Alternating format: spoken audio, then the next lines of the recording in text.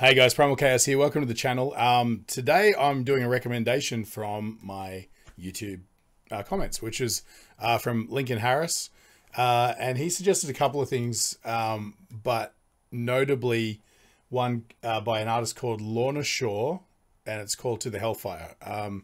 So that's literally everything I know about it. I'm not even 100% sure if this is metalcore or hardcore or metal or whatever. I don't know if Lorna is a person or a band. So I guess we're going to find out. So this is a first ever listening to this track, and I hope you enjoy it, and I hope I enjoy it. Let's take a look.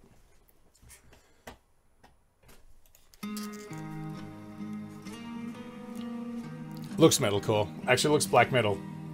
We'll see. Wow, that's a long reverb.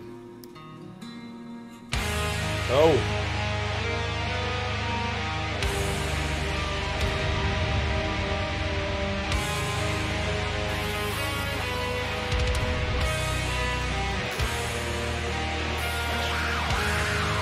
Ooh.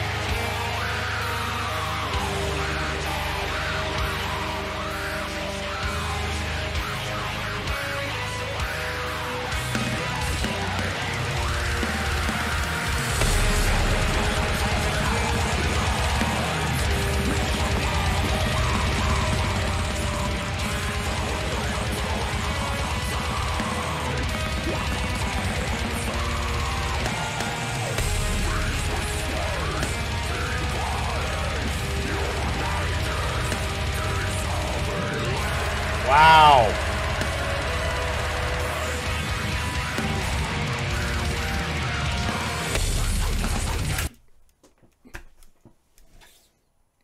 What is this? I have no idea what this is. It's got elements of like doom. It's definitely metalcore drumming, metalcore riffs, but with a doomy flavor. The vocalist is, I can't even get a read on it. It's an interesting mix. There's so much. It's like the antithesis of everything else I've heard, where the mixes of all the other metalcore bands I've heard have been really clean, so that there's like a clarity, particularly because, you know, a lot of those sort of moving, sort of repetitive guitar loop riffs sort of things are vital to sort of like the tempo, and so they have to be clear and concise. Whereas this is swimming in reverb.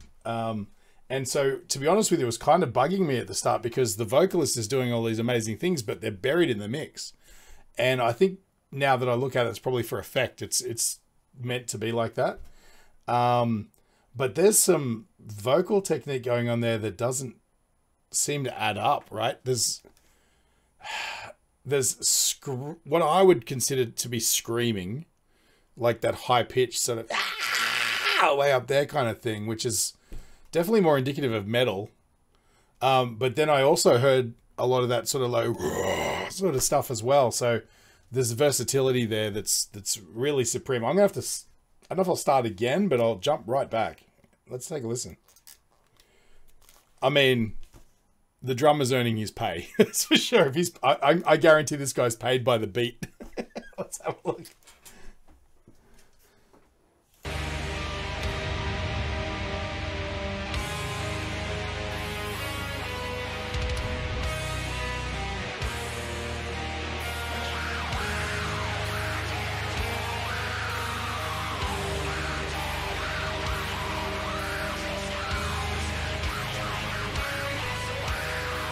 What even is that?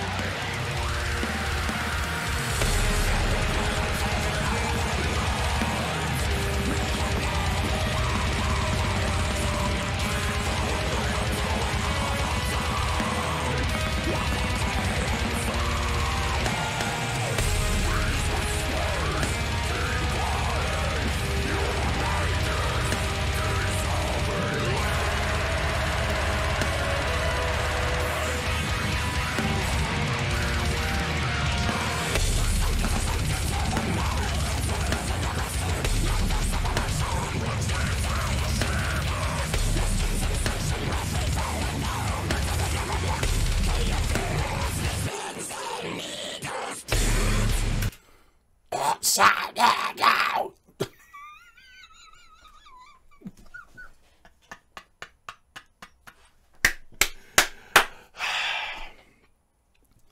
other bands I reviewed, and typically when I listen to anything musically, it always seems like the song has an agenda. It's got a direction. It's trying to be something. Whether that be like a better version of what the band is influenced by. I think that's the driving force behind most bands. They love what they're influenced by, and whether there's a drive to do it or whether it's just what the nature of being, you know, a rock composer is that you want to do what you love, but improve upon it and push the genre forward. And again, I often think that's a subconscious choice, but it happens, right? That's what happens. You know, that's why genres shift and evolve into new genres. This doesn't have an agenda. This is just an art piece. It's like everything cranked to 11. First of all, when that first, like, after that initial, I guess, like verse period, I've been looking at the lyrics. I don't know what's going on arrangement wise, but when the sound really kicks in, it's like, it's too loud. It's like, it's just, I guarantee when they got the first mix from the engineer, and then, you know, he called him up and said, have you got any notes? They said, okay, you know that first part where the band really kicks? We want it to sound like the world's coming to an end. And he goes, check, done, you know. Like, it's loud to begin with, but then I don't know how they found extra dynamic range in the mix to throw that in. It's insane. It really is. But I mean, I'm waffling because I have no idea what I'm talking about. Let me jump back a little bit again, because I just don't know. I don't know what to say.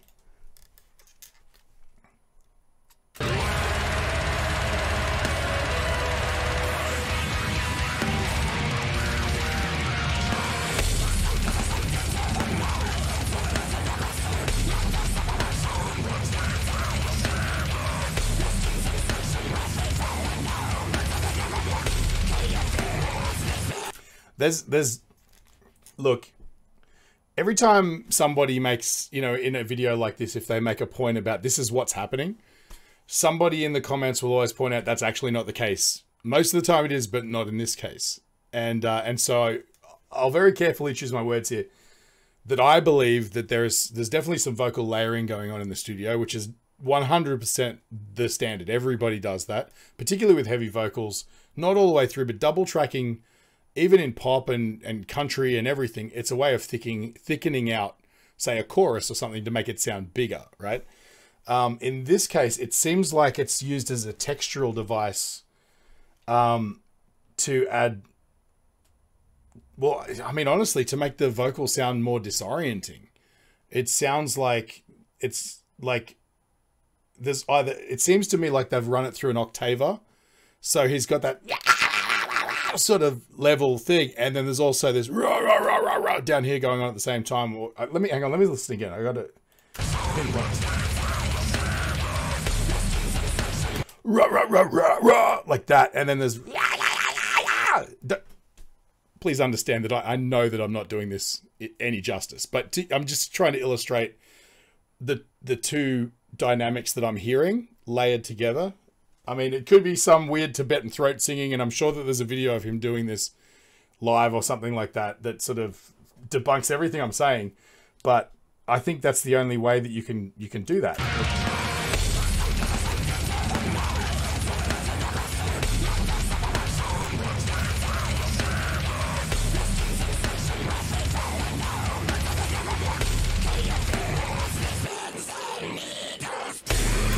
And then you have the Golem breakdown.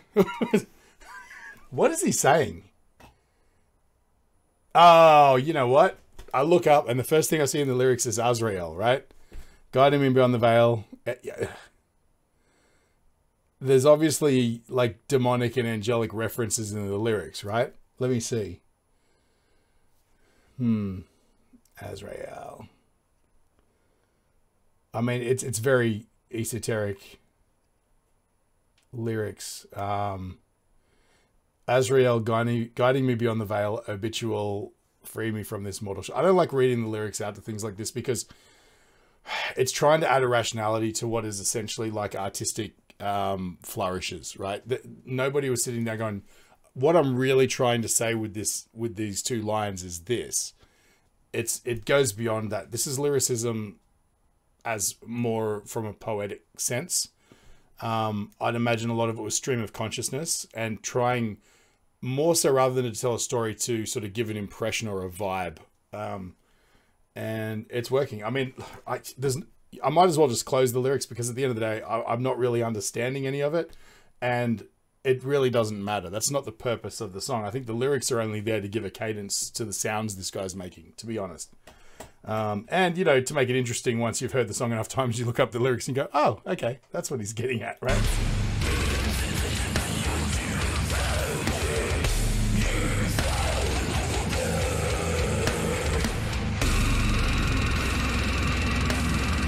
It certainly sounds like these guys tuned down to Z.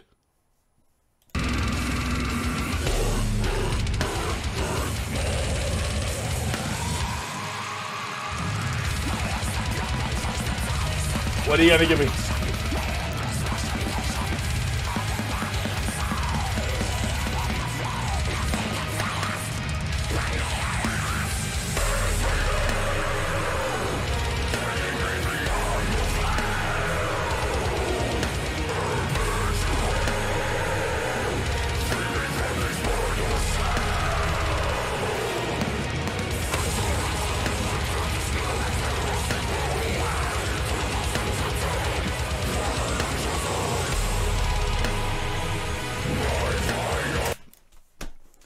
You know, it's like what the old people say, but can you dance to it?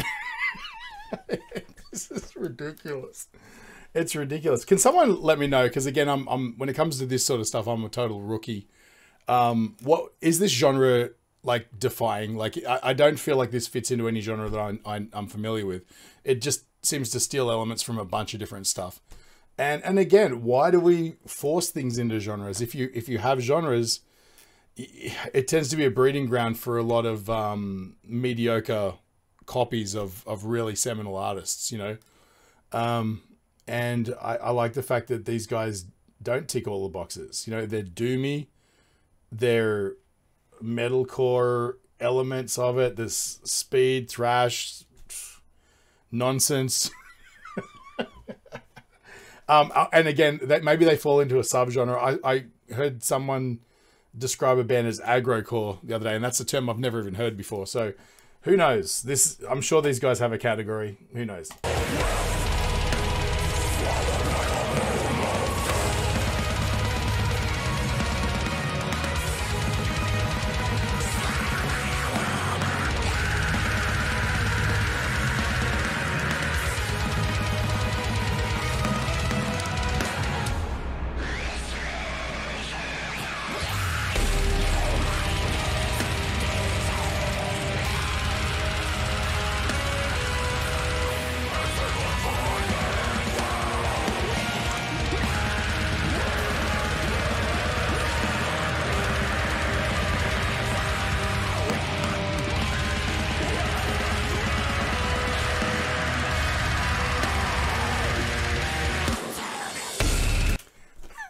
Drummer's got calves like this.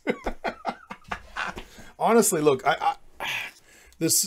if I have one criticism, and I don't like to criticize on this channel because this is someone's favorite band, and to be honest with you, I'm astonished at this. But the one thing that I'm struggling with is that everybody's on 11. There's some amazing guitar licks going on. I can't even concentrate enough to figure out what the bass player is doing. The blast beat is just consistent. So I don't know how to talk about any of it because I'm not going, wow, that was a really cool riff. You know, I think you got to think of it as just one intangible sound source. That's just, you just got to accept the fact that it's overly complex. And then rather than latching onto just a cool little guitar riff or like an interlude or something, you know, going on, you've got to hear the band as a whole making those shifts as opposed to being like, oh, you know, like the guitar player did something really cool there. It's like in between those two parts, the band did something amazing. And one of the most amazing things is the fact that they somehow seem to be able to defy the laws of physics when it comes to dynamic range because they just keep getting louder. I don't know. You know, man, this is intense. This is probably one of the more intense musical listens I've had. You know, the one song a lot of you probably have never heard of, but if you've heard of Devin Townsend, Many, many, many moons ago in the late 80s, he did an album with Steve Vai called Sex and Religion. And he does a vocal performance in a song called Pig, which is inhuman. It's not physically possible for anybody to do that I'm aware of, except that Devin Townsend can do it. And you know, that's my go-to song, because that song's just completely wild and out of control. And that's my go-to. If I want to show somebody what chaos sounds like, that's what I usually give them. I got a new contender right here. Oh, hang on.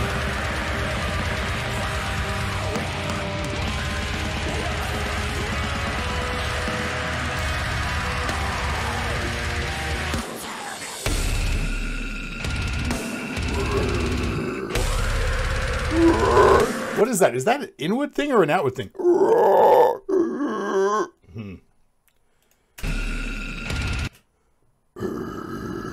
There's a rumble going on there. Is that a pig squeal? I don't know. I've heard the term. I don't know.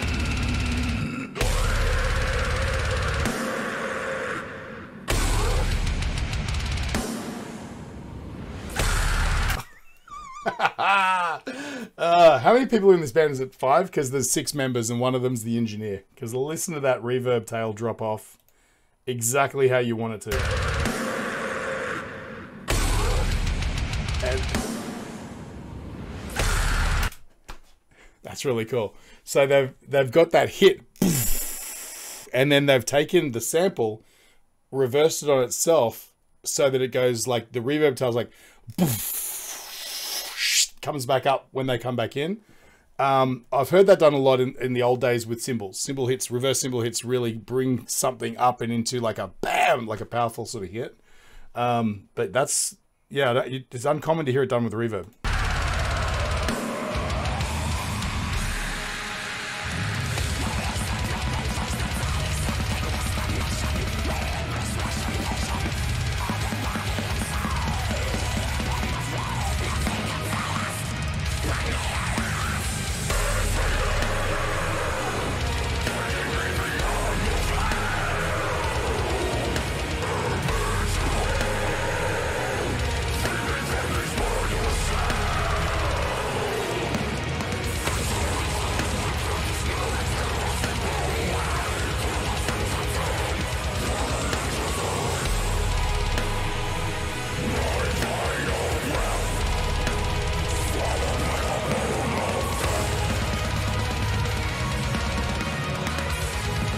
Do they have a bass player?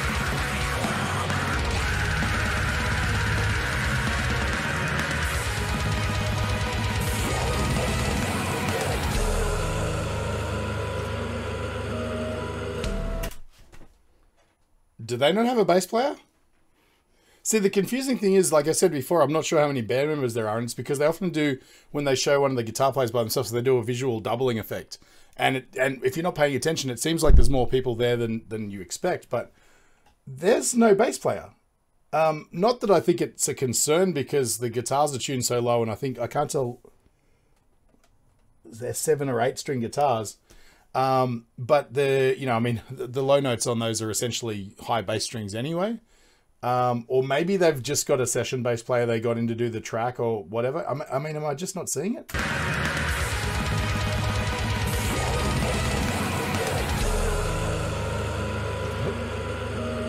That's a 4-piece.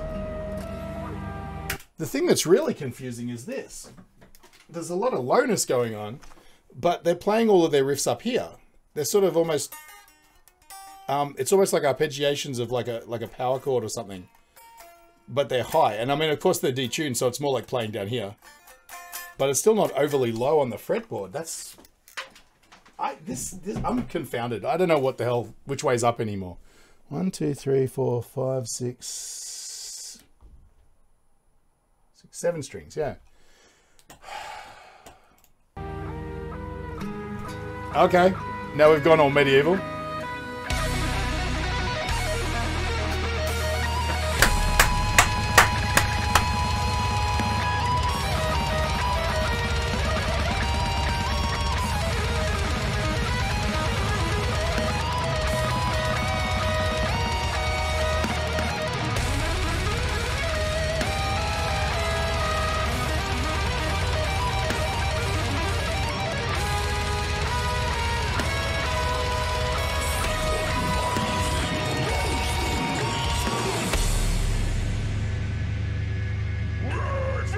Sorry, I really had to let the guitar solo breathe there because that was really, really nice. Obviously, heaps of sweep picking. But not only that, they're just nice arpeggios. Like that, it's not just your standard shapes. And the soloing, it's quite delicate, I guess, considering, and that's what makes it stands out. It's like there's a whole cavalcade of different shit going on in this song. Let me give it back a little bit. Bam.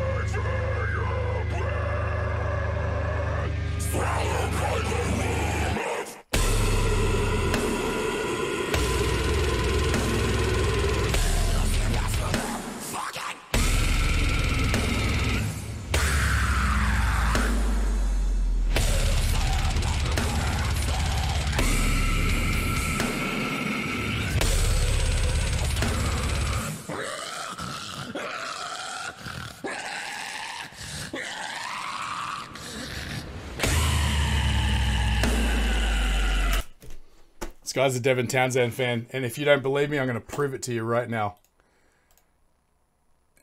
Just indulge me for a sec. I'm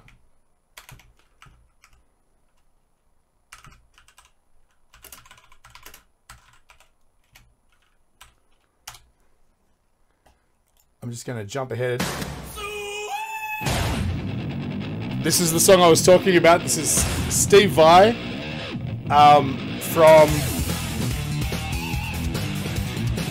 I could be wrong. I think it's like 89, somewhere around there. Maybe a little bit later. I'm not sure. But this is Devin Townsend, and this guy is 100% influenced by him.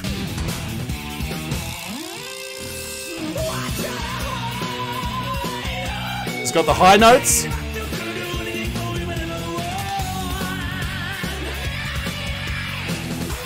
Come on, right?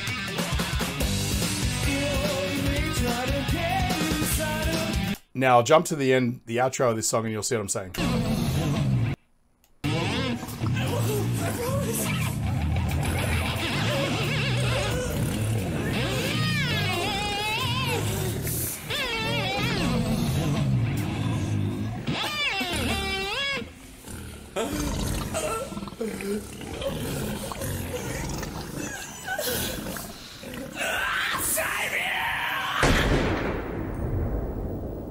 People who think this shit is new. I mean, having said that, those sound effects were actually sound effects. But there's definitely some parts in the song where he goes and does low, gravelly kind of tones like that as well. But let's hear that again, because that's a whole thing.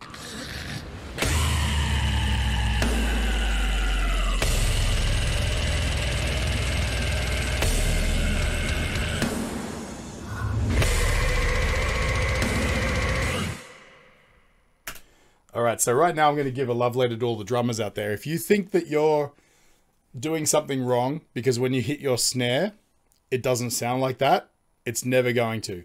And this was the thing. My brother growing up was a drummer, or still is. And I remember one day he sat in our lounge room and he was beating the shit out of his snare, trying to tune it to make it sound like it does on the records. And it doesn't happen because snare drums, drum kits in general, don't sound the way that they do on recordings or live, because there's a certain element of mixing that goes into that. And in this case, those insane power hits, like drum kits don't sound like that. It's an insane amount of compression, and it's a ridiculous reverb, and that's what makes it sound like it's bouncing off cavern walls, is because it genuinely is. It's an effect that you put on in post that gives the impression of hitting it in a cathedral. And then you have this massive lush reverb sound, but you also bring the dry sound of the drum way up in the mix. And so you get this punch in the face that trails off over several seconds. And, you know, it's... Let me see if I can find an example. It shouldn't be that hard. Yeah.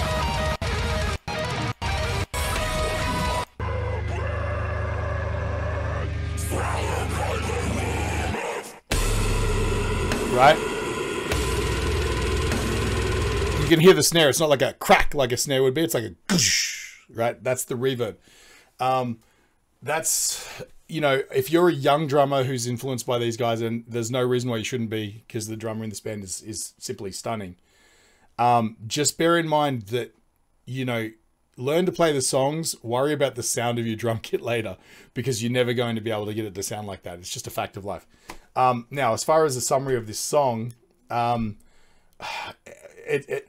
can I say except chaos? One thing that I really admire is it's rare to find a vocalist who's so intensely talented, and diverse and skillful. Hopefully it's a healthy voice, and he can continue to do this in the long term.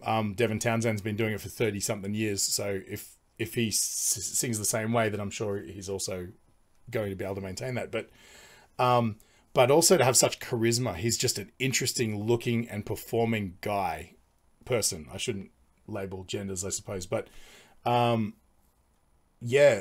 But aside from that, I mean, I don't know which way's up. This song isn't a reaction video song. This is a song you need to absorb over hundreds of listens to be able to get the nuance.